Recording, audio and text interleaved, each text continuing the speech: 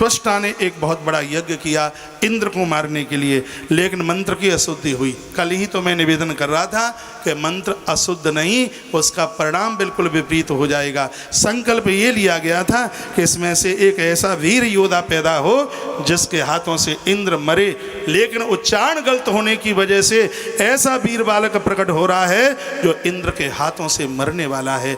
तो उसमें से एक वीर पुरुष प्रकट हो गया जिसकी वृत्तियां आकाश से लग गईं और शीघ्र ही उसका नाम वृत्रासुर रख दिया गया।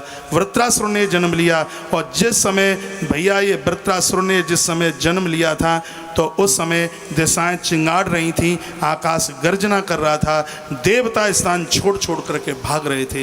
देवता सीधे भगवान के पास में पहुँचे, परमात्मा के पास में पहुँचे और भगवान से कहा कि हे प्रभु, बात समझ में नहीं आती है, पता नहीं ये कौन दैत्य है, निशाचर है, हमें मार डालेगा, प्रभु हमारी रक्षा कीजिए, हम आपकी शरण में आए हैं।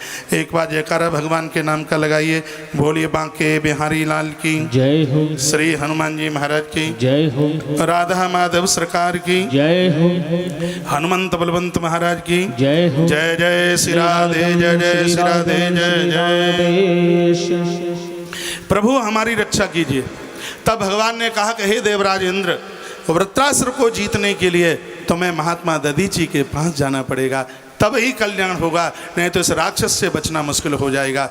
देवता महात्मा दधीची के पास गए। ये कथा बड़ी विलक्षण है। महात्मा दधीची की पत्नी का नाम है सुवर्चा। बहुत ध्यान से सुने। सुवर्चा अपने पति के चरणों की सेवा कर रही थी। वारी एक पेड़ के नीचे बैठे थे, इतने में देवता वहाँ पर पहुँचे। देवताओं को देखते ही महात्मा दधीची की पत्नी सुवर्चा अंदर कुटिया में चली गई, एक क्षण भी नहीं रुकी। इसका सिद्धांत समाज में क्या है, बाहर यदि कोई घर पर कोई बाहर का पुरुष चल करके आ रहा है और घर की नारी कहीं बाहर बैठी है, पति के पास बैठी है, बच्चों के पास बैठी है, बाहर का यदि कोई व्यक्ति चल के आवे तो नारी वर्ग को घर के अंदर चले जाना चाहिए। लेकिन यह आज बहुत बड़ी विडंबना है। बाहर का कोई व्यक्ति आता है तो पुरुष तो गूंगे की तरह बैठा रहता है और देवियाँ चुपुर चुपुर चुपुर चुपुर चुपुर चुपुर चुपुर चुपुर इतना बोलती हैं कि सामने वाले का कुर्ते ही थूक के मारे गीला हो जाए। कहा जाए थूकती ज़्यादा हो, थूकती नहीं हूँ, भगीरथी पैदा मेरे मुँह से ही होती है।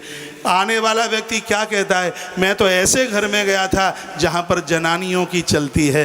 अरे भैया, निवेदन भारतीय मर्यादा को संभाल करके रखिए।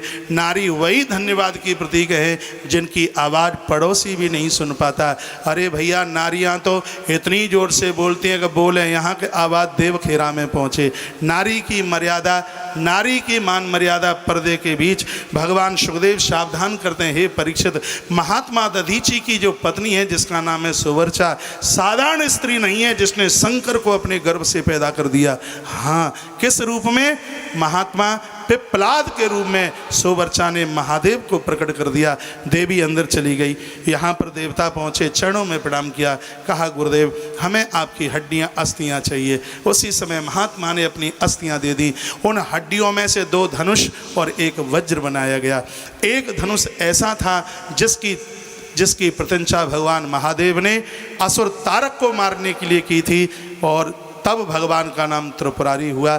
मिथिला नरेश एक बहुत बड़ा कोई राजा महादेव का भगत था, और वही धनुष उस भगत को दे दिया, और ऋषसेनु नाम के उस भगत को वो धनुष दिया और कहा ये अपनी नगरी में जाके रख देना। जो भी कोई इस धनुष का भंजन कर देगा समझ लेना कि परमात्मा उस देहली पर चल करके आया है। ये वही धनुष था जिसको प्रभु श्री राम जी ने तोड़ा। उसके तत्पश्चात एक धनुष वह भी था। ऐसे तो ये भी बताया गया कि अग्निदेव के पास में जो गांडीव आया था, जो अर्जुन को दिया गया था, वह भी महात्मा दधीची की हड्डियों से ही बनाया गया। आनंद की बात यह थी कि अर्जुन के अलावा उस गांडीव के ऊपर प्रत्यंचा कोई दूसरा चढ़ाने वाला नहीं था। इसमें से एक वज्र बनाया गया, और उसी वज्र को देवराज इंद्र अपने हाथों में लेकर के आए और वृत्रासुर के सामने जाकर के कूद पड़े। घमासान युद्ध हुआ। वृत्रासुर ने ऐसा कौतूहल दिखाया कि एक ही प्रहार में इंद्र को निहत्था कर दिया। इंद्र के हाथ से वज्र छूट गया और इंद्र कपकपी लेते हुए खड़े रह गए, मुंह देख रहे थे। उस समय वृत्रासुर ने कहा, हे देवराज इंद्र, मैं धर्म का युद्ध करता हूँ, अधर्म का युद्ध नहीं करता, निहत्थे के ऊपर वार नहीं करता। ये उठाओ अपने हाथ में और मेरे साथ में युद्ध करो। जब वृत्रासुर ने ऐसी वीरवाणी बोली तो उसी समय भगवान नारायण वृत्रासुर के सामने आकर के प्रकट हो गए। बोलिए नारायण देव भगवान की जय हो। भगवान नारायण आकर के प्रकट हुए और भगवान इतने गदगद हो गए, इतने खुश हो गए।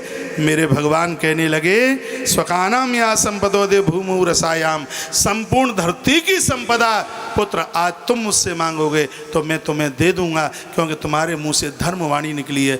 मैं कोई जाति बिरादरी ऐसा नहीं कि मैं देवता और असुरों का ही हूँ। अरे जिसके पास में धर्म होगा तो भले ही वो दैत्य क्यों ना हो, मैं उसके पास भी ऐसे ही प्रकट हो जाऊंगा जिस प्रकार से मैं देवताओं के सन्मुख खड़ा रहता हूँ। संपत्ति धरती की संपूर्ण तेरी होगी। आज तू मुझसे जो मांगेगा वृत्रासुर, मैं तुझे वही दूंगा। तू मुझसे मांग ले, तुझे क्या चाहिए। उस समय वृत्रासुर ने कुछ अद्भुत स्तुति बोली है और वो बड़ी अद्भुत है। इतनी अद्भुत स्तुति है कि सुन करके आनंद हो जाएगा। मैं निवेदन कर रहा हूँ। वृत्रः उवाच, वृत्रासुर ने कहा, प्रसाद ये दुर्लभो किंचन रोचान्य, आपने कहा है कि दुर्लभ प्रसाद मुझसे ले लीजिए। तो हे भगवान, मैं आपके चरणों में प्रार्थना करता हूँ कि अहम हरे तब पादैक मूल दासानुदासो भवतास्म भूया मनस्मरेता सुपतिर्गुणास्ते गृढ़ीतवा कर्म करो तुकाय। तब पादैक मूल दासानुदासो भवतास्म भूया अम हरे तब अस्मयी का। प्रभु, मैं आपका दास बनने के लायक तो नहीं हूँ, आप मुझे अपने दास का दास बना दीजिए। ये कृपा कर दीजिए, जहाँ से आपके दास निकला करें उनके चरणों की रज उठा करके मैं अपने भाल से लगा लिया करूं। जहाँ आपके भक्त भोजन करें, पत्तलों पर बड़ी पड़ी हुई जूठन को प्रसाद समझ करके मैं स्वीकार कर लिया करूं। आप मुझे अपने दास का दास बना दीजिए। इतनी मेरे पास साधना नहीं है मैं आपका भक्त बन सकूं। हे परमात्मा, जिसने आपके चरण पकड़े हैं उनके मैं चरण पकड़ता रहूं, ये कृपा मेरे ऊपर आप कर दीजिए। दासानुदासो भवितास्म भूया, भगवान आप प्रभु मेरे ऊपर इतनी कृपा कर दीजिए। मनस्मृता सपते गुणास्ते गृढ़ीत बा कर्म करो तुकाया। मैं वचन और कर्म से, मन वचन और कर्म से आपका नाम लूं, महापुरुष संतों की सेवा करूं, उनके चरण पकड़कर एक दिन आपकी देहली तक चल करके आ जाऊं। जो आपके भगत हैं उनकी मैं कभी आलोचना ना करूं, जो आपके भगत हैं उनकी मैं आरती उतारूं, जो आपके भगत हैं उनको मैं स्नान कराऊं, जो आपके भगत हैं उनको मैं भोजन कराऊं, और जो आपके भगत हैं सोते समय में उनके चरणों की सेवा करूं। मुझे वरदान दे दीजिए कि मुझे आपके भक्तों के चरणों की सेवा मिल जाए। ये कृपा मेरे ऊपर आप कर दें। आप मुझे अपने भक्तों का, अपने दासों का दास बना दीजिए। बात समझ में आ रही है? धन्यवाद। भगवान अति प्रसन्न हो गए, बहुत खुश हो गए। मैंने कहा, ये वरदान तो मैंने तुम्हें दे दिया कि तुम मेरे भक्त के भक्त बनोगे, तुम मेरे दास के दास बनोगे, लेकिन हे वृत्रासुर, इससे मुझे संतुष्टि नहीं मिली। तुम मुझसे कुछ गहना मांगते, तुम मुझसे कुछ संपदा मांगते, तुम मुझसे कुछ भूमि मांगते, तुम मुझसे और कुछ ऊपर के लोगों का वैभव मांगते। यदि तुम मुझसे इंद्र की गद्दी भी मांगोगे तो मैं सच कहता हूँ वृत्रासुर, इंद्र को हटाकर मैं तुम्हें इंद्र की गद्दी का शासक बना दूंगा। तुम मुझसे मांगी तो सही। जब परमात्मा कृपा करता है जीव के ऊपर, सबसे पहले उसको प्रलोभन देता है, उसको कंकड़ पत्थर देता है, उसको संसार में रमा देता है। लेकिन भैया, जो इस संसार की वस्तुओं से बच गए हैं, परमात्मा के परम अनुयायी वही हो सकते हैं। कितना भगवान ने प्रलोभन दिया। भगवान ने कहा, इंद्र को हटा दूंगा, तू मांग तो सही कि मुझे इंद्रासन चाहिए। तो क्या जवाब दिया इस वृत्रासुर ने? वृत्रासुर के 4 श्लोकों में पूरी भागवत समाई हुई है। वृत्रासुर के 4 श्लोकों का व्याख्यान सुन लिया तो संपूर्ण भागवत श्रवण कर लिए, समझ लीजिए। लेकिन इसका मतलब ये नहीं है कि अब बचे हुए 3 दिन में आप आए ही नहीं वृत्रासुर की स्तुति सुन करके।